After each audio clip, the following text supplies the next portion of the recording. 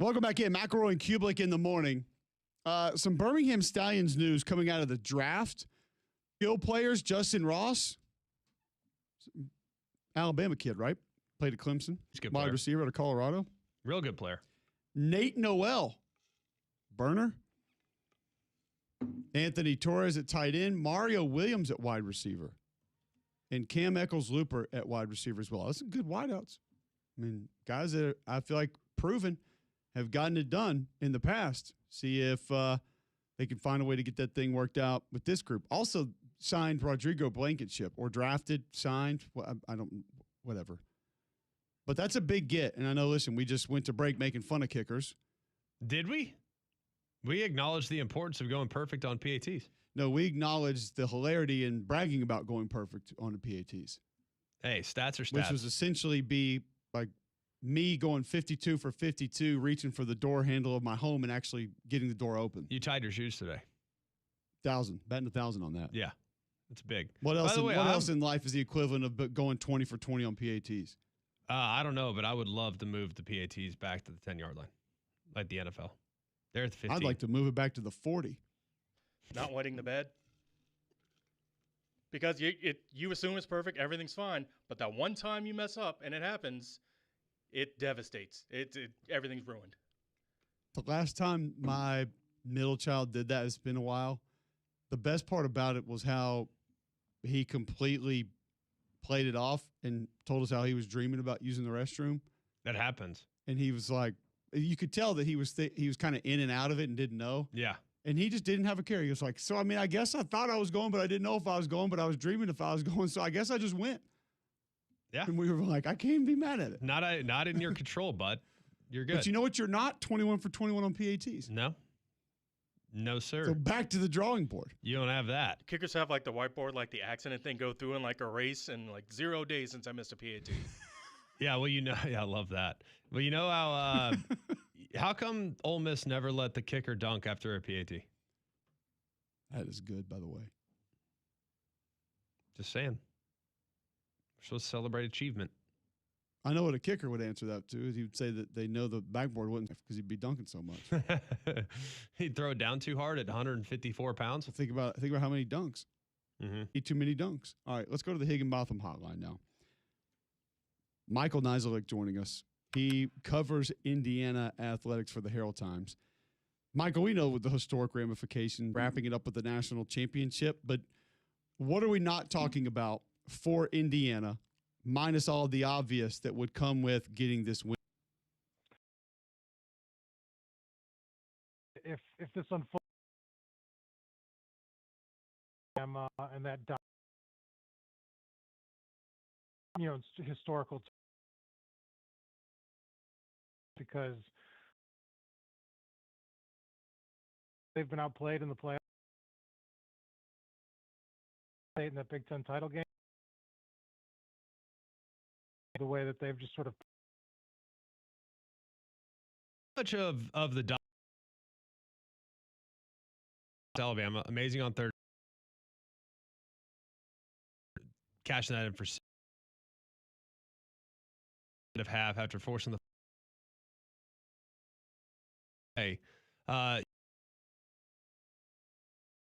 but you have to also in the situationally to attempt to do limit possessions. On other teams, maybe we've been able to. How many times did not often? The game against, they're going against Corey Heatherman, Miami's defensive coordinator, who was, on Kurt's staff for 3 seasons at James Madison, who has a similar philosophy about kind of attacking, creating havoc. Doesn't go about it the same way as Brian Haynes does. IU's defensive coordinator, but I still think they need to get after the quarterback to get this team off rhythm, get in Fernando Mendoza's face. We haven't seen that a lot lately.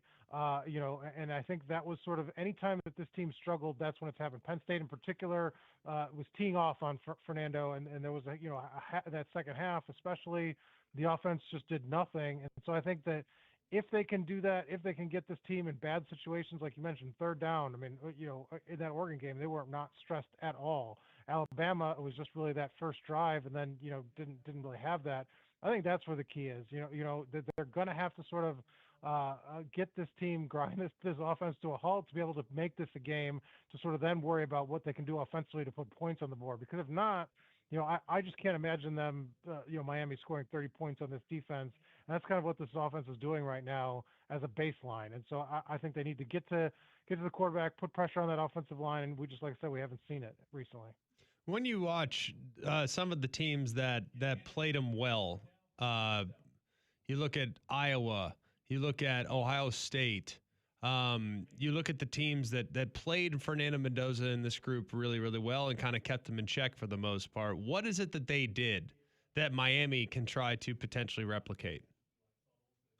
Like I said, you got to get pressure. I mean, you stopping the run's kind of key. I mean, you've seen kind of Indiana be able to, and I think, it sounds simple, but like getting off to a fast start, not throwing a pick six on the first play. But like once Indiana gets into sort of, like you said, that ball control mode, run down the clock, Fernando can get a scramble here and there to kind of extend a drive. Like once they get comfortable like that, it's hard to knock them off a rhythm. And you've seen sort of, ran about, I think, 50 times against Alabama, 40 times against Oregon, and we're just able to sort of eat clock and keep away once they had that big early lead, and really sort of just, it's easy at that point for them. And so I think, you saw Ohio State, play the opposite way, be able to kind of control and dictate the pace of the game a little bit more. Iowa, obviously their defense sort of put Indiana on their back heels. And so I think that's what you kind of need to do. You say kind of play mistake-free football, especially at the start, get some points early to try to not let just Indiana get in a rhythm and just sort of start eating clock like that, and lean on their run game, because that's when they feel comfortable. Fernando Mendoza has only had to throw. I think he hasn't thrown 20 times in either game. I think it was like 17 and 19 attempts. I mean, that's sort of a winning formula, right? Where you only have to make a few throws and then just kind of run it. Miami can't allow Indiana to do that. Is there anything from a health perspective you're concerned about with Indiana in this game? No, I mean, they've got a really clean injury report. They had one kind of going into each of these postseason games. Obviously, kind of about the injuries they had at defensive end kind of coming into the playoff. But Daniel Ndukwe has stepped up there, was really kind of I think might have been the MVP over Pons in that game, but obviously he, deserving choice with the pick six, but he had 2 sacks, a blocked punt, and a forced fumble. That's their third string guy on the defensive end, and he's stepping up. But yeah, no, otherwise should be clean. Curt Cignetti said nobody that played in the game against Oregon will miss the game on Monday night. Finally, as you look at Curt Cignetti and how he's been able to do all this, I think a lot of it has to do with coaching continuity, understanding their own system, knowing the wrinkles that could get this system, how they avoid making sure those wrinkles come to the forefront, recruiting personnel that fits, all this other stuff. Like, I think what's most remarkable is they've been able to keep Bryant Haynes and Mike Shanahan. How many opportunities did those two guys have this offseason? Because they clearly were well rewarded, and deservingly so. They're worth every penny. But I think the real challenge of sustaining will be when those guys eventually leave. Can it continue? But what was it that they had kind of sitting in front of them as far as head coaching opportunities, other job opportunities this offseason that they must have turned down that led to a big payday in Bloomington? Yeah, I mean, well, Indiana was so proactive that they sort of, beat, a lot of teams that might have shown interest to the punch. I think they immediately kind of got them extended, and this was kind of the second year in a row they did it. I think it's less clear with Shanahan. I think he's so tied closely to Curt, and Curt obviously gets a lot of credit for what the offense and the quarterbacks do, and rightly so. This is his scheme and things like that. But I think, like you said, there will eventually be calls. Haynes, a little different. Last year was very publicized in terms of Curt kind of talks about heavy hitters. Penn State, we think, was kind of one of those in the mix in terms of giving him a call. This year, he said again, there were calls that he fielded, or people reaching out to see if he was interested. And obviously, you think at some point he'll not just another coordinator job, but like a head coaching job. Obviously, I think it would be make sense for what he's done. He's talked about right now not really wanting to go that route, wanting to kind of stick it out with Kurt for a little longer. And Indiana is happier for it because, like you said, the continuity only had to replace one assistant the last 2 years has just really set this team up for success. And like you said, the development of the players at each position group has just been very noticeable with all those coaches kind of coming back and keeping going. Michael Niziolek helping us break down Indiana, Oregon from the Indiana perspective on the Higginbotham Hotline. Follow him on Twitter at Michael Niziolek, Niziolek. You can find his work at the Herald Times. Greg and I were debating a little bit earlier in the show if this game were to be 10-10, 17-17, 21-21, 3:08 left, you got one, maybe two more possessions remaining. And this is not just a quarterback question. Who feels the pressure the most in that moment if we get to that spot late in this game Monday night? Well, I think Miami. I just think that what Fernando Mendoza has done with those, I think it's 4 comebacks in sort of like the fourth quarter, and I think 3 of those in the final kind of 3 minutes. I mean, you saw the drive they had against Penn State. I think it's the perfect kind of example. First play, they get sacked, for lost 10 yards, right? And they still go down the field, and he's completing, just incredible passes all over to sort of move the ball. Then obviously get the touchdown at the end to Omar Cooper. Like they have that in their back pocket. They know in their back of their minds, like, look, we've done this before. Like this is not gonna be a big deal for us to get these points in this situation. So I think that's just so valuable to have those kind of moments where you've seen them do it. And then obviously the defense has come through its stops on the kind of the front end and back end of those situations, right? And so I just think having that, what Fernando's been able to do, and I think Kurt Signetti talked about, the thing he didn't necessarily know with Fernando coming over from Cal was if he had that in him, because Fernando was not great in those situations at Cal, and that team obviously had other issues, but so he was like, what will I see? Curtis Rourke had shown a little more of that, obviously had a little more experience kind of coming in last year, but Fernando has kind of exceeded even the highest of expectations, and so I think that's where you'd have to feel confident about what Indiana when they had the ball with 2 minutes left. Michael, thanks for the time. Great stuff. Great insight. We wanted a little bit more of an insider's view on this Indiana football team. You've provided us with that. Enjoy the game Monday night. Enjoy Miami. Look forward to catching up again soon. Absolutely. Thanks, guys. Anytime.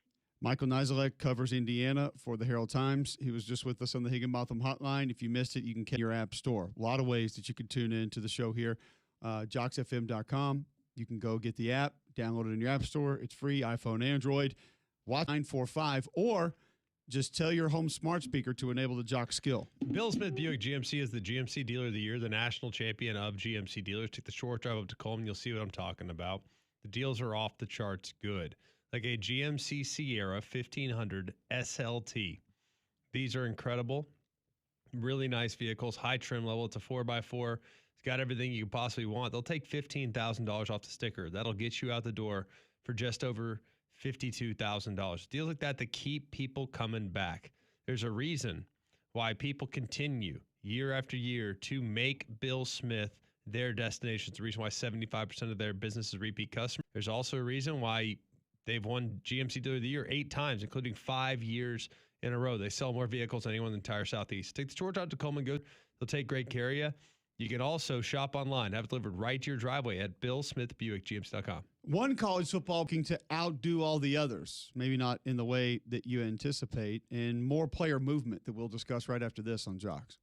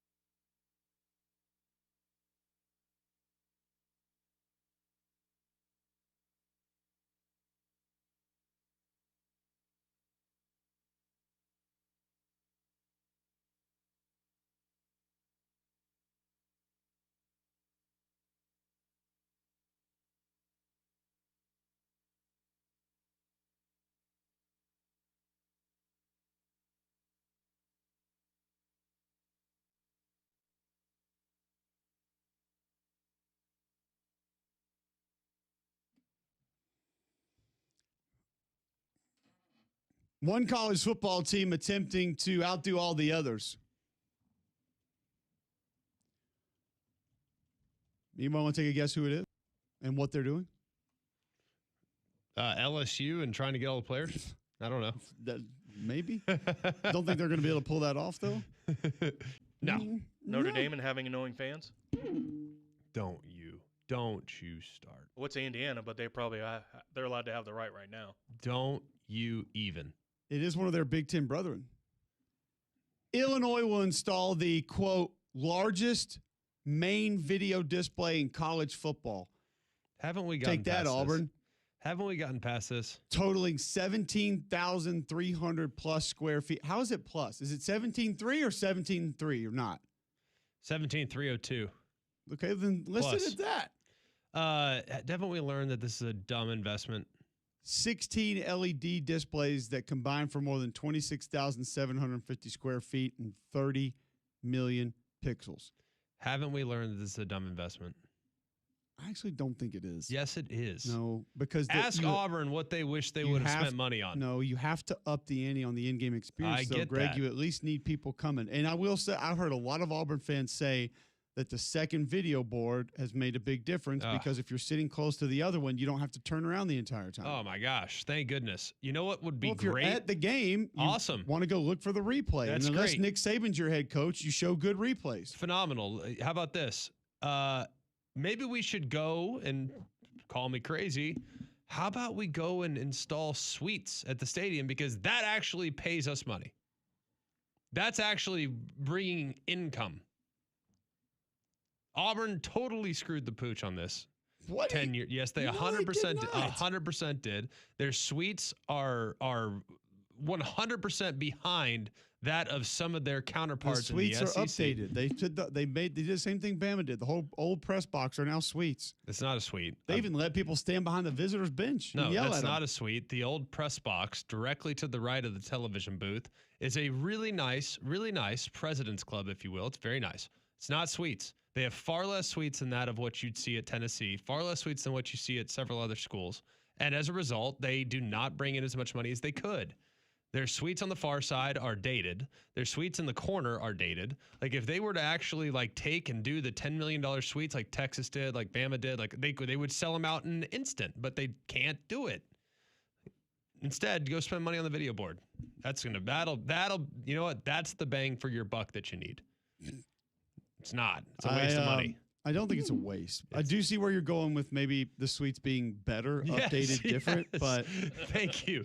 How about just the stadium in general being updated? That's going to happen. These SEC stadiums are going to get that every year, though. Like every one of them needs certain things. They're not all finished product. I get it, but how about A&M probably the closest. If you were starting a company, answer me this: are you going to invest in buying signs for your company to raise awareness, or are you going to invest in the product itself? What are we doing though? Like, what if? I mean, it depends on what it is. If you need more attention to your product and to make people coming to be a part of your product better, to get it going, then I don't know if I'd have a problem with that investment. Let me paint one more picture for you. You have two products that you sell. All right, one has really high margins, one has really low margins, and you're starting your company. Which one are you going to go after and trying to push your salespeople to sell? I will say this though. It's a little it's a little unfair to have the comparison because Auburn did the first video board before to this financial times that we're living in now. Correct, which was why they totally screwed the pooch because they could have put it in suites. Were they going to save the money and then start giving it to NIL? Like, put it in hey guys, suites. NIL might be coming. Don't spend that money yet. Put it in suites. And then you get the money back. You act like the Then video you board do the costs board. $100 million. It wasn't cheap. Daktronics, by the way, does not just give video boards away. Well, then go to LG. Go to Heine's. Life's good. No, what they should have That's a gone famous is one right there. go to the Costco brand. Yeah, Go get Heine's. Put the Heine's that. one High in. sense. Whatever. What the Heine's. hell it's called. Heine's is what you I do got one on before my- the game. I got one for my second TV on the back porch. It was $7 at Walmart. With a coupon? Maybe. Buy one, get one? Now, Illinois doing it now, here's what I will say about the Illinois deal. I don't know what their video board situation is at the moment, so I can't really. Sneaky cool stadium, by the way. Oh no, I've been to the stadium. I want to Yeah. watch the Bears play there actually, but Sneaky cool. I don't know what their video board situation is. Yeah. And if it's really old and really bad, I'm not going to say that it's a problem I'm not either. because I do think that makes a massive difference for the in-game experience and everything else that goes into it. I don't disagree. So It doesn't pay you money. you can advertise on it. Oh my gosh, thank goodness. I hope we could just sell a couple more in-stadium sponsorships. I feel like everybody's trying to. Yeah, everybody is. That's great. Guess what pays more money? The $10 million you need just for the right to buy tickets in a suite. Disagree because the people that can afford the suite are the ones you're going to keep pounding on their door for NIL money. How about- Regular fans not buying you a quarterback. Cole's Great. a man of the Rich people. guy in suite is. Sure, I'm great with that. So if how I about up the price instead on of, him, we're in trouble with our center and our left tackle. How about instead of going door to door and on your rich buddy's houses walking down the street at Lake Martin, I'll go door to door. Hey, give me more money. Give me your money. Give me all that stuff. That's fine. How about you just, I don't know, give me something in return, a la a suite, and now you could take the money I spend on the suite every year and apply it to NIL. Instead, no, you know what? Let's put another video board up. I mean, goodness gracious alive. You cannot justify a video board over suites. You cannot. And I will give Bama a ton of credit for that. They saw it coming, and they went all in on suites. And as a result, Texas has since followed, and Texas has raised a fortune from their suites. The $10 million a pop in the end zone. Think about that. Think about that. $10 million a pop in the end zone. And as a result, now that's more money coming in every year. So yes, suites first. This is simple economics. If you have something, a product that is scarce in quality or scarce in quantity, but provides massive margins, that is number one for the business. The second video board project was only $25 million. Okay. Drop in the bucket for these people. So stupid. The dumbest Is that investment ever. why we lost Cam Coleman? Because of the video board? No, it's just there's so video many board or Deuce Night. You There's choose. so many better places to invest money than a video board.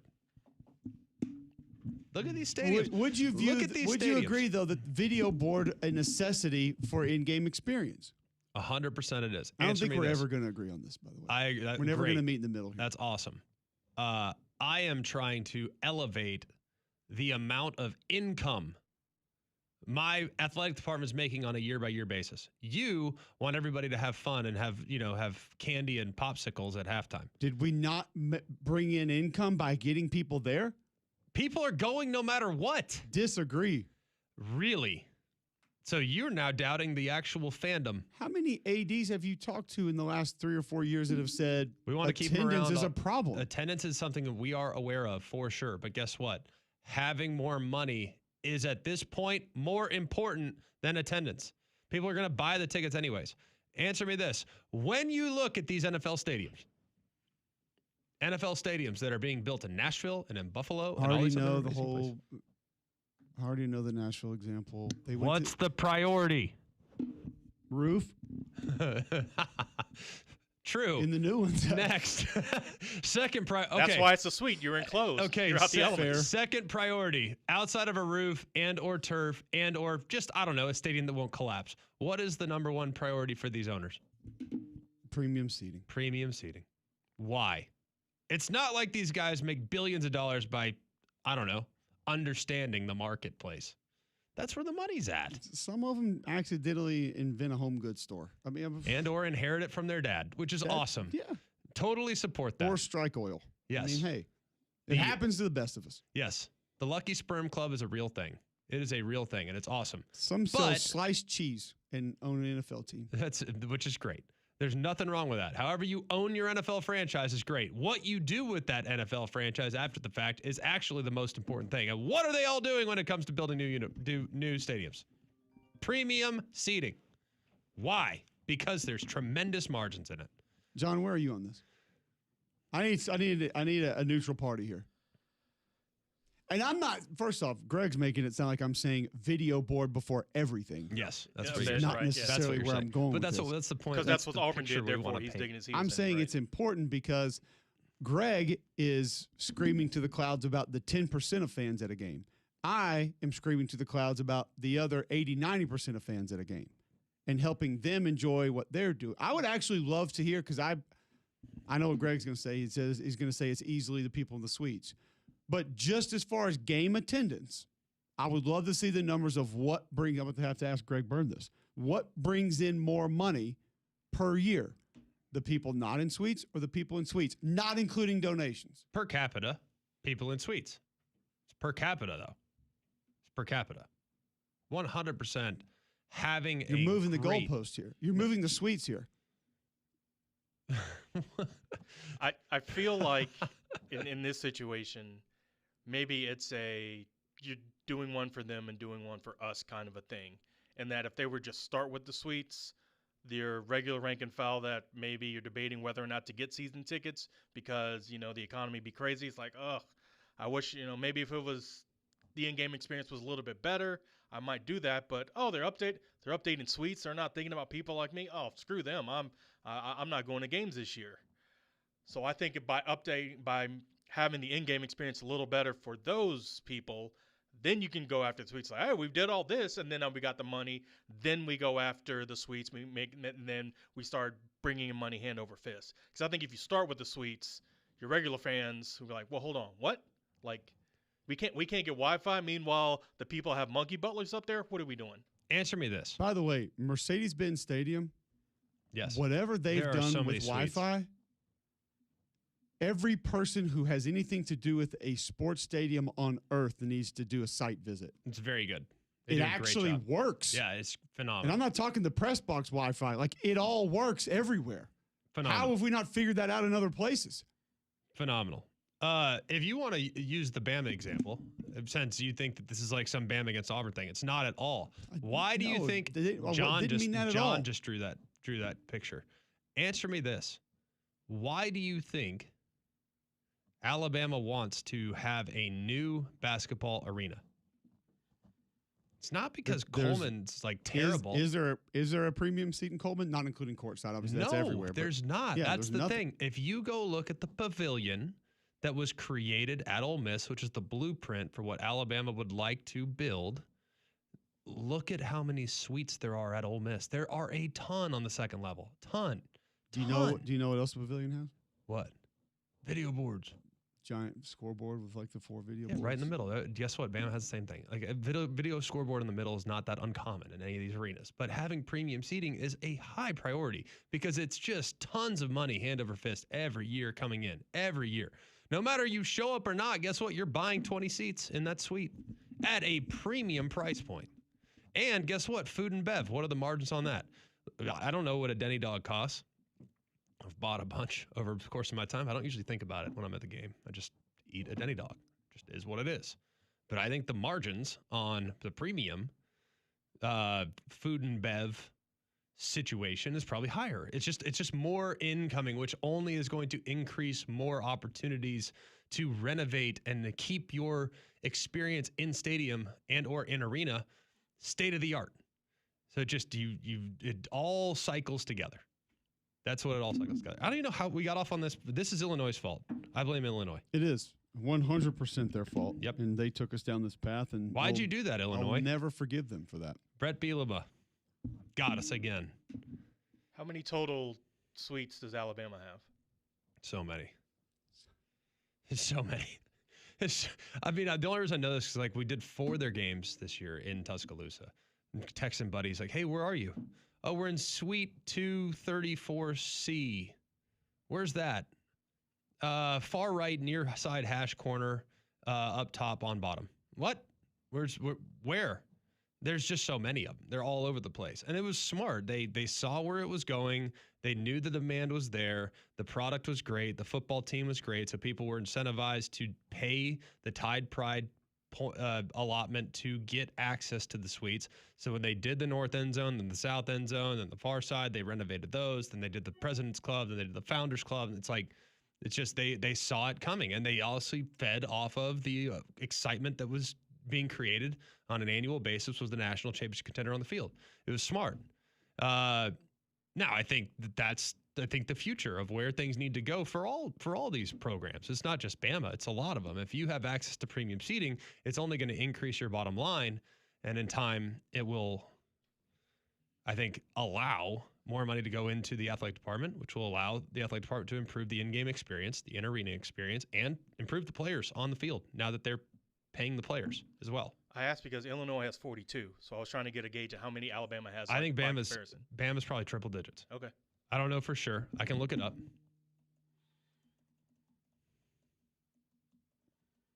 It's an interesting debate. It's an interesting topic because allocation of these funds is going to go to one or the other, sometimes both.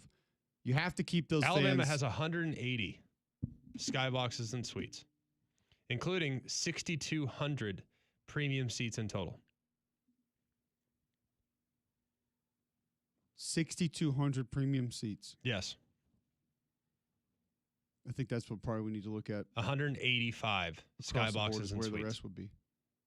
That is a lot. It feels like a lot, but I I don't would know. not have said I don't that know many. where. I'm thinking through the stadiums right now. I think LSU has a lot. A lot, yeah. Um, Tennessee has a lot. I haven't been to Georgia in like 11 years, so I can't tell you.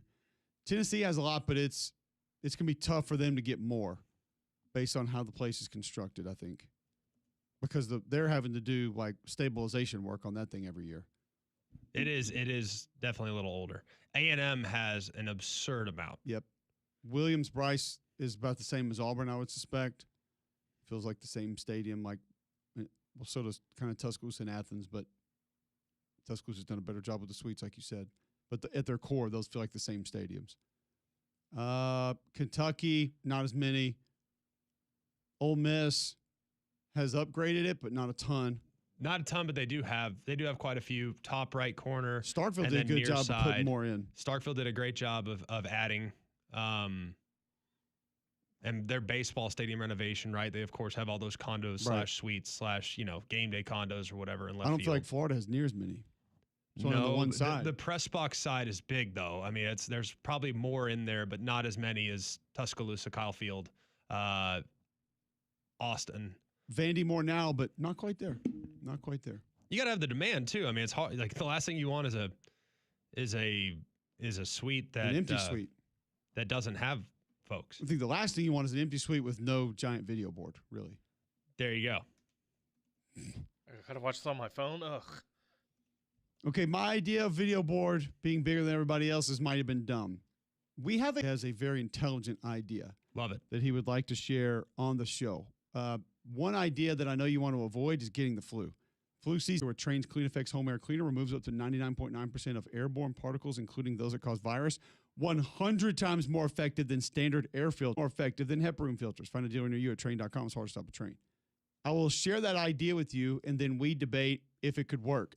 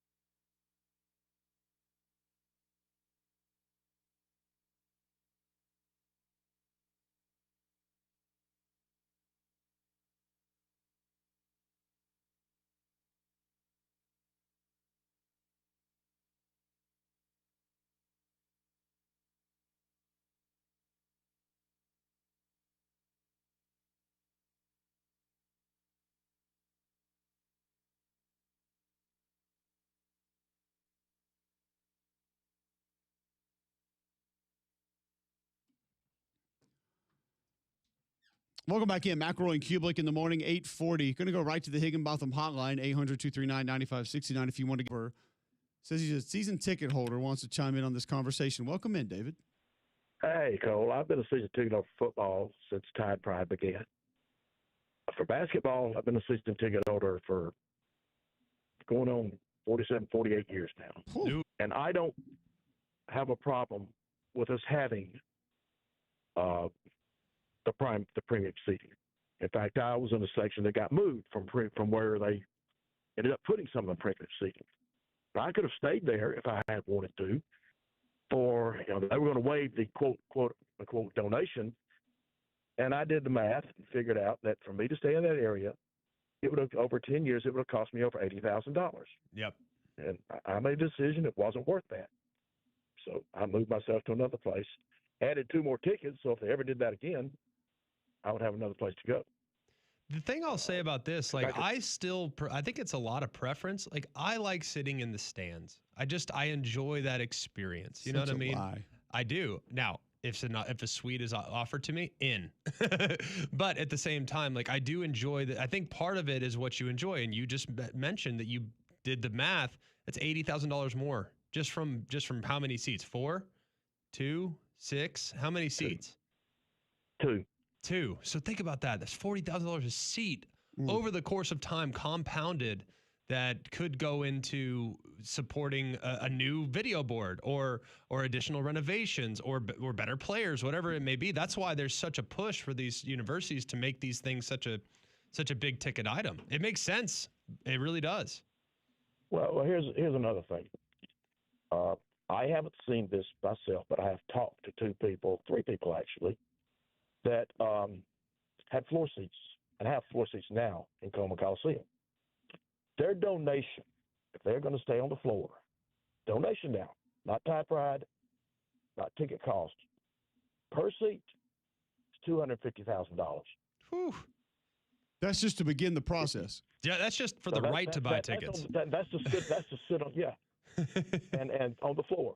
Yeah. I've also, that same person, those same people, more than one, have told me the first 3 rows of Coleman would be $125,000 per seat. Whew. And while I can't verify the last part, the cheapest seat you would be able to buy would cost you a $12,500 donation per seat. Wow. I think it's for 10 years. But here's the problem I have with what Greg Byrne wants to do. He wants to see a stadium that's about 10,100, and what that is going to do, that's going to take the average fan. They'll never get to see Alabama play. And we're a state institution, and part of the state mission is to be here to be for everybody in the state, basically. And, now it wasn't me. My love of basketball came when I was a student got there. But many of my friends that still go today, they became fans because their parents took it to the games. If you have a situation like that, you're not going to expand your fan base. I don't know about if you're not going to expand it just because so many are on television now and so many more people have access to it. But I do agree. I think you really fall in love in the building. I was going to say it becomes harder to build your fanaticism. Yeah. Maybe more so than just your fans. Like the people who like you said, David, who fell in love with it. I think that's a big part of being at that level of it. But this is where we're all going. I mean, we talked to the people in Nashville at the Music City Bowl, and they said they literally asked the NFL, what is the minimum allowed seating to get a Super Bowl? And I think that it was 64, 66 or whatever. And they said, cool, we're going 62, 63 or whatever. They were like 4,000, 3,000 above, whatever it had to be. My math was backwards on that one. Yeah. If it was 63, they're like, okay, cool, 64,000. That's it. Yeah. Like, and it's all going to be premium stuff. And yeah. So you make a good point on that seating that is going to probably go away. But I appreciate the call. Great stuff. I mean, my takeaway there is Jimmy Anthony's selling too much insurance. I need to shop my insurance around somewhere else. Well, the other thing is with the premium seating and stuff is that it compounds over time. And there also is, and that is the main frustration. There has to be a reminder That's why I've always said I really don't like the FCS games. I don't like the FCS games because I don't feel like the FCS games are serving the fan. But I also acknowledge at the same time that is the only game that several fans can afford to go to because of the sheer price tag that comes with an LSU ticket. So I think that there's a real delicate balancing act here where you want to make sure you serve the fan, but you also need to serve the entire alumni base, Right. meaning you need more competitive games, but you want everyone to have access to the stadium. So there needs to be a hard ceiling on what these tickets cost and for everybody to have access to them as well. Sure. And you do with them what you want, secondary market, what have you. But I think there has to be a mindfulness about not making it too much about the bottom line while having the premium seating, but still have lower priced offerings where everyone can go. But you're working against that also because you're taking inevitably is going to raise the price of those seats regardless, just because they're not going to be quite as many, even though there's a lot more than premium seating. It's still going down. It's a tough balance, a very difficult Totally balance. tough balance. Johnny in Birmingham wants to talk stadiums. Welcome in, Johnny. Hey, how you guys doing? Great, thank you. you. Guys literally just stole my thunder. I was listening to you guys before the break, and I heard Greg talking about, premium seating, and, that's really the way. But, I'm assuming these ADs and people that run these multi-million-dollar, college sports businesses, that they've got people that potentially do a little bit of homework on this before they decide, let's add 65 more suites. You got to have a market for it. You can't just build a bunch of suites and then don't have the base to fill the suites. I mean, if these suites are costing, what Greg says they cost, then, there's a very small market for those seats. And when you take away the seats for the average fan, I mean, I guess my point is, and again, you guys kind of touched on it before you let me talk, but you would think, what level of premium seating, Auburn can handle. We just can't say, and you got these whatever $2 million suites, $1 million suites. And you don't have anybody to buy the suites. I mean, that doesn't make any sense. Yeah, so, no, The demand is there. The demand is there for the premium seating. It is. No, but you no need. way, But you. No way, I'm telling no you, way. I promise you, it is. I would actually imagine, Johnny, that when most schools decide to go do this, they're already sold. Yeah, the demand is there. Yeah, But you don't want to cut your nose off to spite your face, because what makes Auburn's experience great is the in-stadium environment. And the in-stadium environment, look, Auburn Stadium, Jordan Hare, frankly, from a facility standpoint, not state-of-the-art. But the environment itself is phenomenal. So you don't want to cut your nose up to spite your face. So you want to raise more money, but you don't want, at the same time, to alter the environment that makes it special. So you got to balance that. And I'm not a civil engineer. I don't know how to do these things. I don't know how to structure these things or how to do all this stuff. All I know is that premium seating will only enhance the amount of money you're bringing in on you, which will only enhance the product you're putting on the